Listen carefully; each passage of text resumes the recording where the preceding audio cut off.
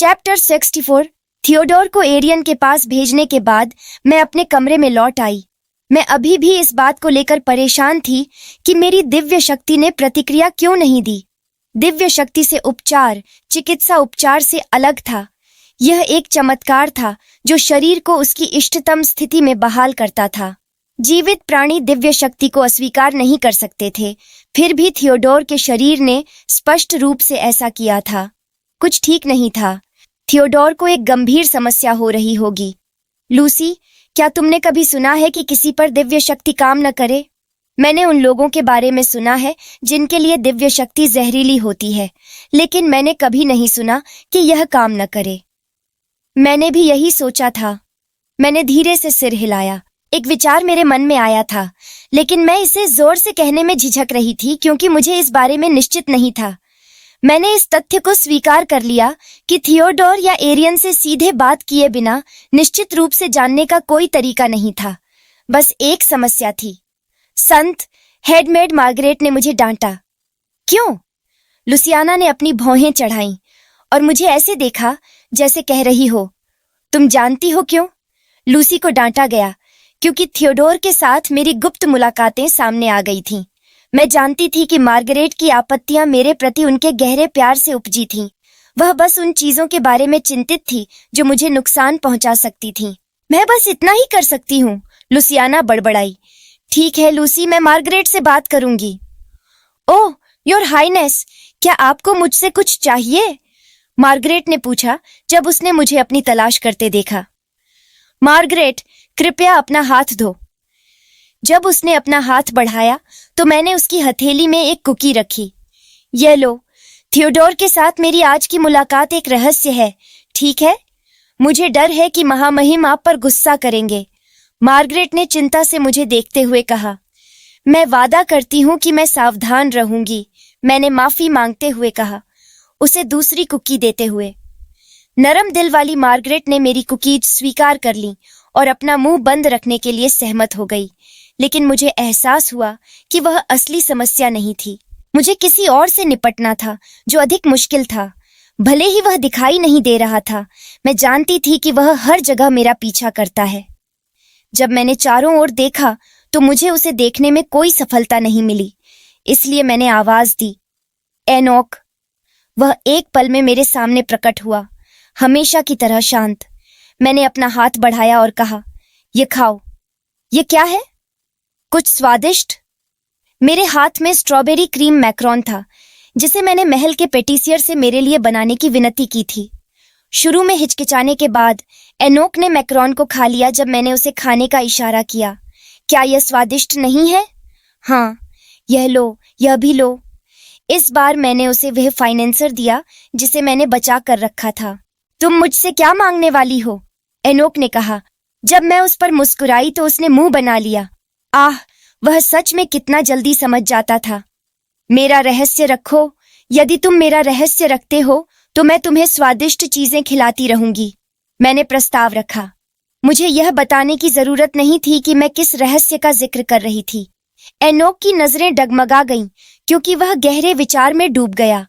ऐसे व्यक्ति को लुभाना मुश्किल होता जिसने कभी मिठाइयों का स्वाद नहीं चखा था, लेकिन अब जब उसने उनके स्वादिष्टपन का अनुभव कर लिया था तो उसे मनाना बहुत आसान होगा। मैं उसे पहले से ही झुकते हुए देख सकती थी, इसलिए मैंने एक प्रोत्साहन जोड़ा। अगर तुम मेरी बात नहीं सुनते तो मैं पिताजी को बता दूंगी कि तुमने मेरी रिश्वत स्वीकार कर ली। तुम्हारी रिश्वत? एनोक ने भ्रम में सिर झुकाया। क्यों? अभी अभी तुमने जो मिठाई खाई वह? बेशक, तुम मेरी बात सुनोगे, है ना? मैंने एक भयावह मुस्कान के साथ कहा। मेरा नन्हा एनोक अभी भी कितना भोला था। एनोक तुरंत पीला पड़ गया जैसे ही उसे एहसास हुआ और उसने हार मानकर धीरे से सिर हिलाया। ये बहुत आसान था। उस रात एमिलिया के सोने के बाद एनोक मिल्टियाडेस के दफ्तर गया। जब वह लियाम के साथ अंदर आया जो मिल्टियाडेस के लिए चाय लाया था, तो एनोक ने पाया कि माहौल सामान्य से अधिक गंभीर था। बच्ची कैसी है? मिल्टियाडेस ने ऊपर देखे बिना पूछा। वह सो रही है। क्या आज कुछ हुआ? नहीं, कुछ नहीं। एनोक पहले हुई घटनाओं को याद कर रहा था, लेकिन उसने केवल सिर हिलाया। मिल्टियाडेस ने सोचा कि एनोक की आभा कुछ बदल गई थी। वह अब नरम लग रहा था। इस बीच कालियन मुट्ठी भींचकर एनोक को ईर्ष्या से घूर रहा था। हालांकि बाद वाले ने थोड़ी भी दिलचस्पी नहीं दिखाई। कालियन अभी भी इस बात से कड़वा था कि उसे राजकुमारी का व्यक्तिगत अंगरक्षक नियुक्त नहीं किया गया था। मिल्टियाडेस ने उन दोनों को देखते हुए गहरी आह भरी। पेरिक्ट काइस के साथ रोगाटा वन के लिए निकल पड़ा था, लेकिन किसी कारण से वह अभी भी खुश नहीं था। एमिलिया ने पहली बार उनके अभियान के बारे में पता चलने पर रोया और हंगामा किया था, लेकिन जब उनके जाने का समय आया तो उसने उन्हें विदा भी नहीं किया। तब से उसने अपने दिन सामान्य रूप से बिताए। वह अब इतनी शांत क्यों है? मिल्टियाडेस ने सोचा। उसे लगा जैसे वह बिना किसी कारण के बहुत सावधान रहा था और इससे उसे भ्रम हुआ। बिना किसी घटना के बीतने वाले प्रत्येक दिन के साथ उसका मूड खराब होता गया। उसे एहसास हुआ कि केवल एनोक ही नहीं बदला था, वही बात उसके बारे में भी कही जा सकती थी। अगर वह अपने सामान्य रूप में होता तो मिल्टियाडेस उसे परेशान करने वाली बात का पता लगाने में कोई प्रयास बर्बाद नहीं करता। अब उस अहंकारी बच्चे के उसके जीवन में आने के बाद सब कुछ बदल गया था। उसने उसे इतने कम समय में इतने सारे खुशी के पल दिए थे कि वह अपने नए स्वयं को पहचान नहीं पा रहा था। उसे अचानक उसकी सोती हुई आकृति को देखने की तीव्र इच्छा हुई। वह उसे पढ़कर सुना नहीं पाया था, न ही उसे लोरी सुना पाया था और न ही शुभ रात्रि चुंबन दे पाया था। ये सभी चीजें थीं जिन्हें उसने शुरू में चुनौतीपूर्ण पाया था, लेकिन जब उसने देखा कि इससे उसे कितनी खुशी मिलती है तो सारी कठिनाइयां पिघलती हुई प्रतीत हुईं। तो यह एक बच्चे को पालने का आनंद है, उसने सोचा। जब वह सब कुछ छोड़कर एमिलिया को देखने जाने के बारे में बहस कर रहा था, लियाम ने दस्तक देकर प्रवेश किया। महाराज, ग्रैंड डचेस नोइक्रोम मुलाकात का अनुरोध कर रही है। दफ्तर का माहौल तुरंत तनावपूर्ण हो गया। लियाम ने सावधानी से पूछा, क्या मैं उसे वापस भेज दूं? नहीं, उसे अंदर आने दो। मिल्टियाडेस उसकी यात्रा से खुश नहीं था, लेकिन वह उसे वापस भेजने वाला नहीं था। कम से कम उसे यह एहसास हो गया था कि जो नाखुशी वह महसूस कर रहा था वह एरियन से उपजा था।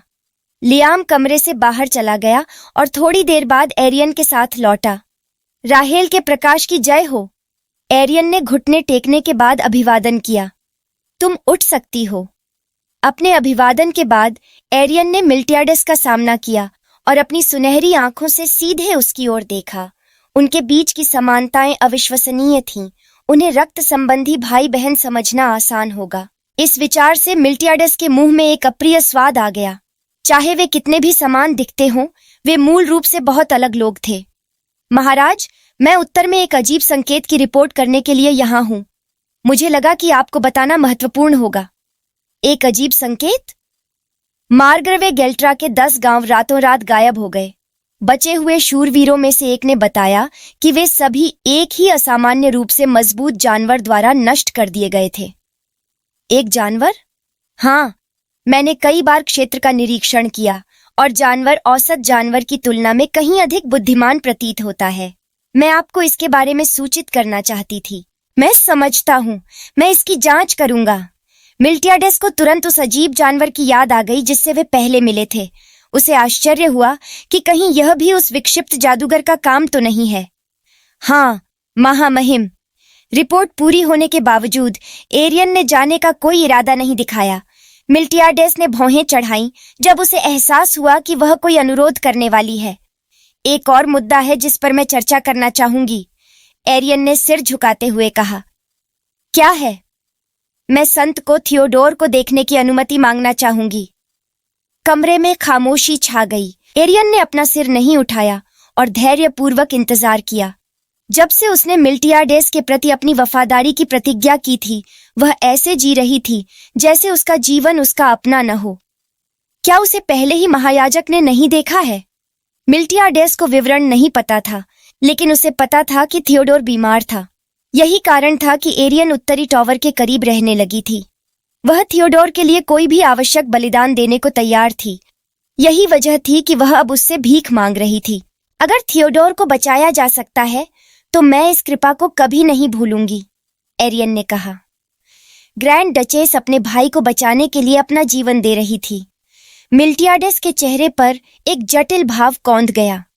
उसने एरियन द्वारा प्रदर्शित संयम और दृढ़ संकल्प को पहचाना और जानता था कि वह ऐसी व्यक्ति थी जो कभी भी अपनी स्थिति से आगे नहीं बढ़ती थी। अगर वह उसका पुराना रूप होता तो वह तुरंत मना कर देता, लेकिन अब मैं इस बारे में सोचूंगा। आपकी कृपा के लिए धन्यवाद, उसने कहा गहरा झुकते हुए। जबकि उसके जवाब से एरियन का चेहरा चमक उठा, मिल्टियाडेस की भावनाएं और भी अधिक काली और तूफानी होती गईं। उस रात बाद में मिल्टियाडेस ने नन्ही तानाशाह को अपने बिस्तर में गहरी नींद में और बिना किसी परवाह के पाया। वह अच्छी तरह से सो रही है, उसने खुद से बुदबुदाया। उसने खुद को सुखाया और बिस्तर के किनारे बैठ गया। उसकी बेटी अपने अंगों को फैलाकर सो रही थी। वह थोड़ी सी हिली और उसकी बांह पकड़ ली, एक संतुष्ट खिलखिलाहट छोड़ते हुए। उसे नहीं पता था कि वह किस तरह का सपना देख रही थी, लेकिन वह खुश दिख रही थी। अपनी ठोड़ी को हाथ में टिकाकर वह उसे देखता रहा। उसकी उथल पुथल वाली भावनाएं तेजी से शांत हो गईं और उसे दिलचस्प लेकिन अजीब भावना पर आश्चर्य हुआ। उसके सिर में शोरगुल वाले विचार शांत हो गए और उसकी नसें धुएं की तरह गायब होती हुई प्रतीत हुईं। यह इस बच्चे का जादू था। वह उसके बालों को ठीक कर रहा था, उसके गाल से लटें हटा रहा था, जब उसकी आंखें अचानक खुल गईं। तुम यहाँ हो? उसने ऊँघते हुए पूछा। हाँ, एमिलिया ने अपनी आंखें रगड़ीं और नींद से भरी आवाज में हंसी। यहाँ आओ। मिल्टियाडेस ने उसकी मुस्कान का जवाब दिया और अपने ही व्यवहार पर चौंक गया। कहा जाता था कि बच्चे अपने माता पिता को हंसते हुए देखकर हंसना सीखते हैं, लेकिन फिर उसे किसने हंसना सिखाया? जवाब उसके ठीक सामने था। कहानी जारी रहेगी।